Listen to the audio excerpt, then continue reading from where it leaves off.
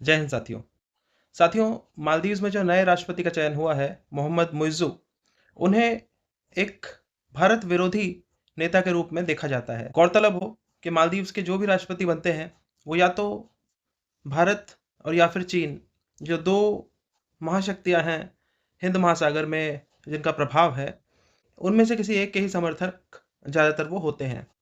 तो मोहम्मद मुइज़्ज़ू को अपने कैंपेन के दौरान लगातार भारत विरोधी और चीन समर्थक के रूप में देखा जा रहा था।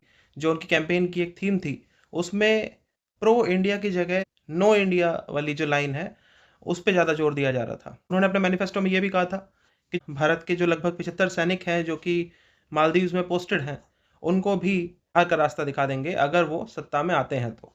ज़्यादातर यही होता है कि मालदीव्स के जो भी राष्ट्रपति बनते हैं, वो सबसे पहले अपनी जो बाहर की विज़िट होती है फॉरेन कंट्री की, वो भारत की ही रखते हैं। लेकिन इन्होंने अपनी जो पहली विज़िट रखी, वो टर्की की रखी, जो कि एक इस्लामिक कंट्री है और जो इस्लामिक कंट्री की लीडरशिप की जो लड़ाई है, उसमें टर्की एक मुख्य प्लेयर है।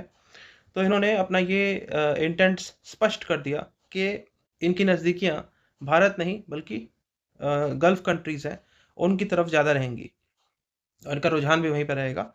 उसके बाद अभी हमने देखा कि जो दुबई में United nation framework convention on climate change, इसकी जो COP 28 मीटिंग हुई है, उस पे प्रधानमंत्री मोदी जी ने भी शिरकत करी थी और ये मोहम्मद मुइज़्ज़ू ये भी वहाँ पे गए थे और उसी के साइडलाइन में हमें देखने को मिला कि मोहम्मद मुइज़्ज़ू और मोदी, इन दोनों की मुलाकात हुई और मुलाकात के बाद वापस वतन लौटने के बाद उन्होंने अपनी स्टेटमेंट में ये कहलवाया है कि हमने भारत से कह दिया है कि वो अपने 75 सैनिकों को मालदीव से वापस बुला लें और भारत इसके लिए मान भी गया है।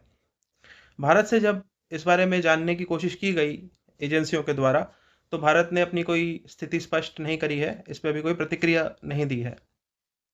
आप जानते हैं कि जो 75 सैनिक हैं, जो कि मालदीव्स में पोस्टेड थे भारत के, ये किस लिए वहाँ पे गए? तो बेसिकली क्या है कि मालदीव्स एक छोटा-सा आइलैंड नेशन है, जो कि इंडियन ओशन में है। इंडिया का एक पड़ोसी है और जो सी लेन्स ऑफ कम्युनिकेशन है, जहाँ से पूरे विश्व की ही जो शिप्स हैं, उनकी एनर्जी और ट्रेड, इसके जितना भी मूवमेंट होता है शिप्स के थ्रू, वो सी लेन्स ऑफ कम्युनिकेशन से होता है और इंडियन सबकॉन्टिनेंट के नीचे जो इंडियन ओशन है, वहाँ से वो शिप्स पास करती हैं। तो ये स्ट्रैटेजिकली और इकोनॉमिकली बहुत ही इम्पोर्टेंट एक रूट है और वहाँ पे हर देश चाहता है कि उसकी डोमिनेंस हो।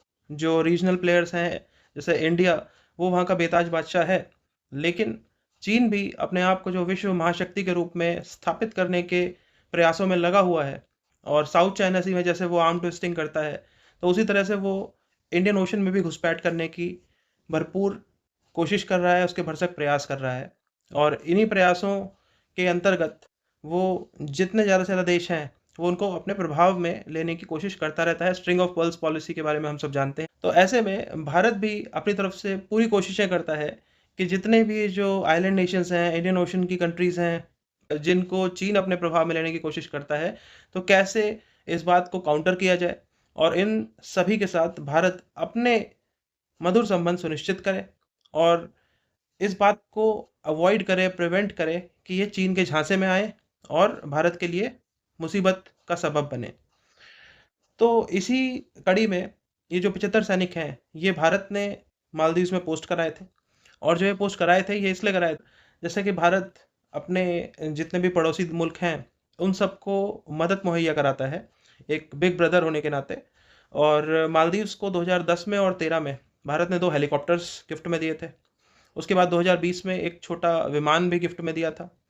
अब इनके परिचालन के लिए और इनके रख-रखाव के लिए ये 75 सैनिक भेजे गए थे।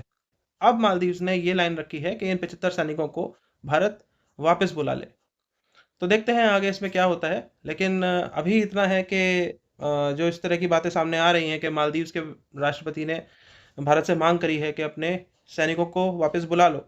आने वाले समय में अब यही लग रहा है कि मोहम्मद मुइज़्ज़ू जो हैं, वो भारत के लिए उनका जो शासनकाल है, वो आसान नहीं रहेगा और भारत को उनसे भी कड़ी चुनौती का सामना करना पड़ेगा उनकी तरफ से भी। देखते हैं आगे क्या होता है।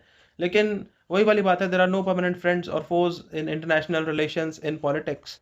तो अपनी कूटनीति के तहत और अपनी डिप्लोमेसी के तहत हम अपने रिलेशंस को बेहतर मैनेज कर सकते हैं। तो उम्मीद हमें बनाए रखनी चाहिए कि मालदीव्स भारत के हितों को आघात पहुंचाने के लिए चीन के और भारत के जो अन्य शत्रु हैं उनके झांसे में नहीं आएगा और भारत से अच्छे संबंध बनाए रखेगा। इस पे आपकी क्या राय है? कमेंट सेक्शन में ज़रूर साझा करें।